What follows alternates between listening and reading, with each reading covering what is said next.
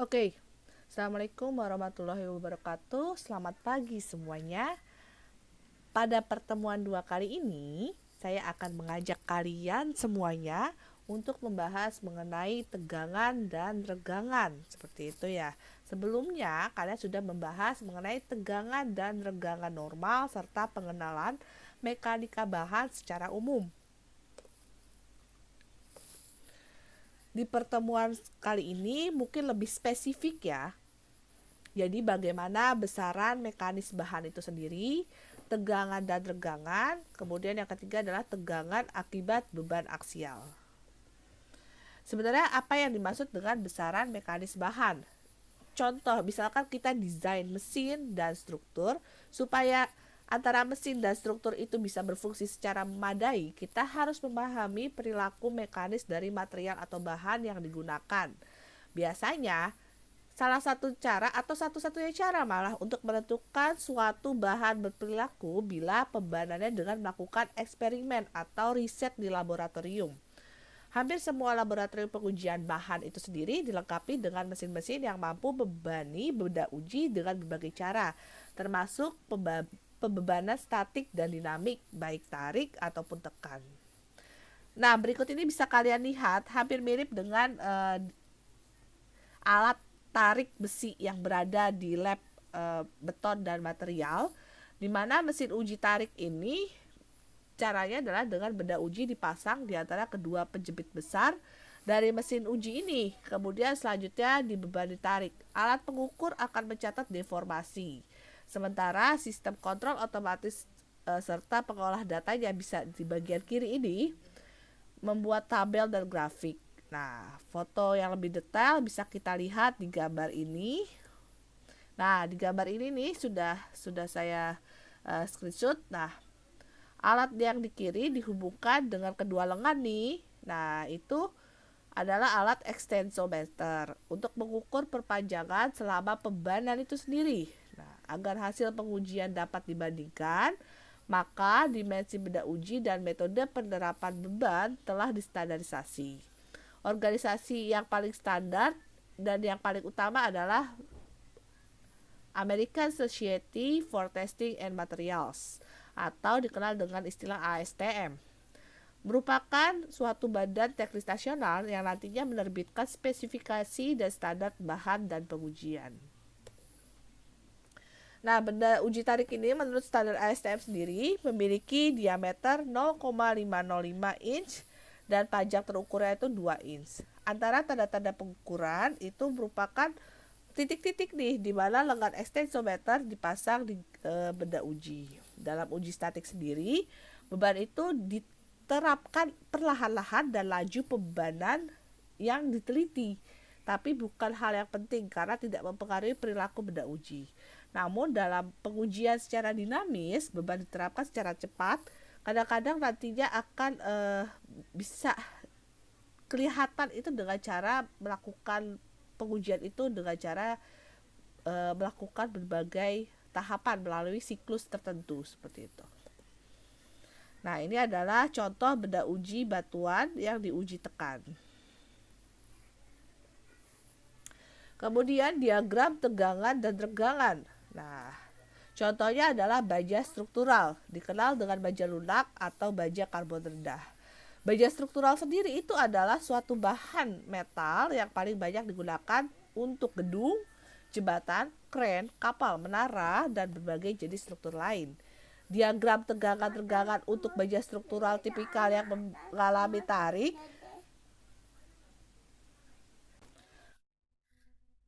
tarik itu sendiri ditunjukkan pada gambar 1.10. Nah, ini bisa kita lihat di sini di mana kita lihat bahwa di bagian sini benda uji ketika awal mula sebelum dites. Kemudian dia akan berubah menjadi limit proporsional ketika keadaan atau ini artinya tadi apa? Ini artinya tegangan. Dan ini adalah regangan.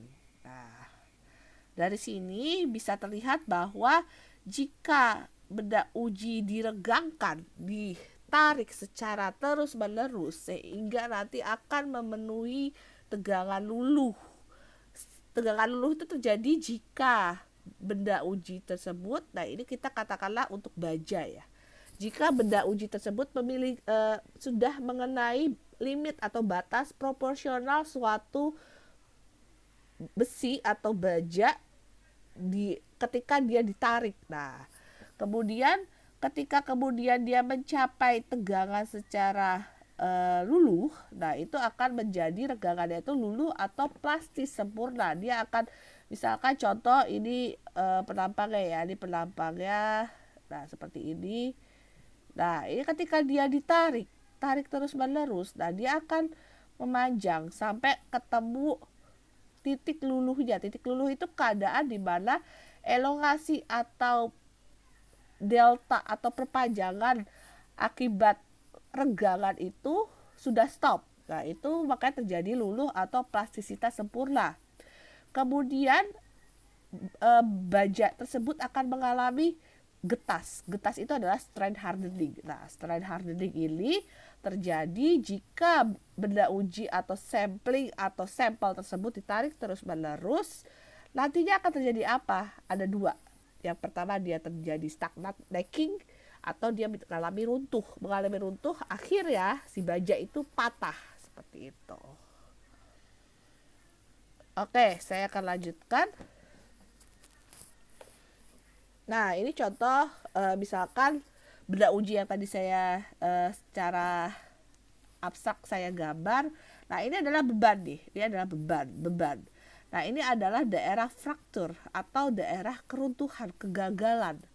Nah, jika daerah itu terlihat, maka akan terjadi hubungan tegangan dan regangan yang ditunjukkan dalam bentuk diagram yang tadi saya tunjukkan. Nah, hubungan lain yang tercatat di dalam komputer ketika kita memakai alat extensometer, nah itu akan terlihat seperti ini. Gitu. Jadi, walaupun bahan-bahan itu memiliki duktilitas yang lumayan besar, paduan aluminium pada umumnya tidak memiliki titik luluh yang jelas, seperti yang ditunjukkan pada gambar 1.13. Walaupun demikian, bahan ini tuh memiliki linear awal. Kalau kita lihat nih hampir linear ya, dengan limit proporsional yang terlihat jelas. Ini untuk khususnya untuk aluminium seperti itu. Nah, ini kita bisa simulasikan bahwa tegangan luluh sembarang yang ditentukan dengan metode offset. Nah, ini contoh adalah tegangan-tegangan untuk karet ya, karet yang ditarik seperti itu. Sehingga kita bisa simpulkan bahwa persentase perpanjangan itu bisa diperoleh dengan cara jarak antara tanda-tanda pengaturan pada saat fraktur atau pada saat terjadi runtuh, fracture, atau dengan notasi LF itu dikurangi dengan jarak atau panjang terukur awal, kemudian dibagi panjang terukur awal atau L0, kemudian dikali dengan 100. Sedangkan persentase reduksi luas menunjukkan besaran lacking yang terjadi didefinisikan sebagai persentase reduksi luas. A0 itu adalah luas penampang melintang awal dikurangi luas akhir pada penampang fraktur dibagi dengan luas penampang melintang awal kemudian dikali 100%. Nantinya bahan yang gagal tadi karena tarik pada regangan yang relatif rendah, itu makanya yang tadi saya bilang adalah getas. Jadi getas itu regangannya itu relatif rendah. Contoh, beton, batu, kaca, keramik, besi tuang, besi yang dicairkan kemudian dituang, kemudian berbagai paduan metalik. Nah, nantinya bahan yang getas itu akan gagal dengan sedikit perpanjangan yang sudah limit proporsional. Tegangan di titik A pada gambar 1.16 nih yang di titik A. Nah, ini menunjukkan limit proporsional dan tegangan frakturnya itu berada di titik B seperti itu. Nah, bisa kita lihat di sini diagram tegangan-tegangan untuk tembaga yang mengalami tekan. Nah, kurva tegangan-tegangan untuk bahan yang mengalami tekan yang berbeda dengan mengalami tarik.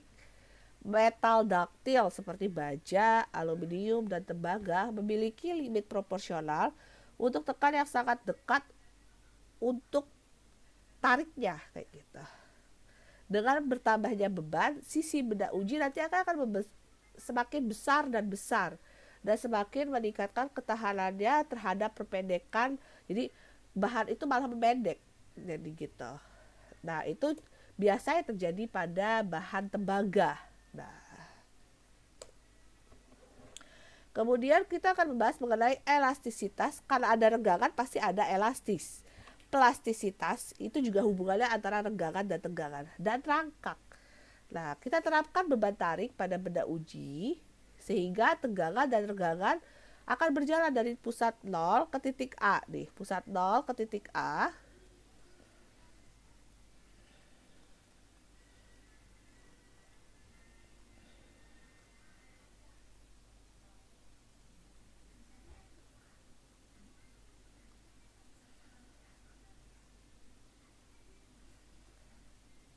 Nah, pusat 0 ke titik A itu sendiri kalau kita lihat di gambar, sebentar saya akan cari.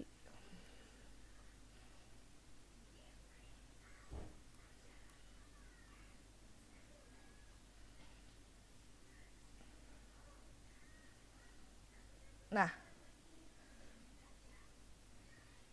sifat bahan yang dia bisa dari 0 ke A ini pada kurva renggangan dan tegangan ini nantinya mengilustrasikan bahwa perilaku elastis. Jadi ketika si beban itu ditambahkan, maka dia akan mengalami limit proporsional. Ketika dia akan ditarik, maka dia akan terus mengulur nih. Nah, nantinya dinamakan keadaan plastis. Nah, untuk hal yang sempurna itu terjadi jika benda tersebut ditarik, kemudian dia akan mengalami renggangan residual. Jadi renggangannya itu terjadi pengurangan sedikit demi sedikit. Nah, kemudian akan stagnan. Nah, itu menjadi area plastis. Nah, itu merupakan perilaku elastis sempurna. Sekarang kita bayangkan, misalkan kita beban tersebut kita hilangkan nih, bebannya ini kita hilangkan mulai dari titik C, mulai dari titik C pada diagram hingga ke atas hingga ke titik B. Nah, sehingga nantinya akan terjadi penghilangan ini dengan pemberian beban kembali. Nah, nanti di level S2 kalian akan belajar adalah beban siklik seperti itu. Kemudian rangkak. Nah, bila beban itu akan bila material itu terus dibebani dalam jangka waktu yang lama, maka bahan ini nantinya akan mengalami renggangan tambahan dan kondisi ini dinamakan rangkak. Jadi fenomena ini bisa muncul dengan berbagai cara. Salah satunya kita anggap batang vertikal, kemudian kita beri maksudnya beban aksial secara konstan dengan notasi P. Nah, lama-lama dia akan terjadi rangkak. Yang kedua adalah kita tinjau kawat, biasanya terjadi pada kawat. Nah, kita akan tarik hingga kawat itu memiliki tegangan tarik sebesar S0 seperti itu. Oke, sekian dan terima kasih pada pertemuan 2 kali ini. Semoga kalian cukup mengerti. Apabila ada pertanyaan, silakan tolong untuk lebih aktif di dalam forum yang sudah saya sediakan.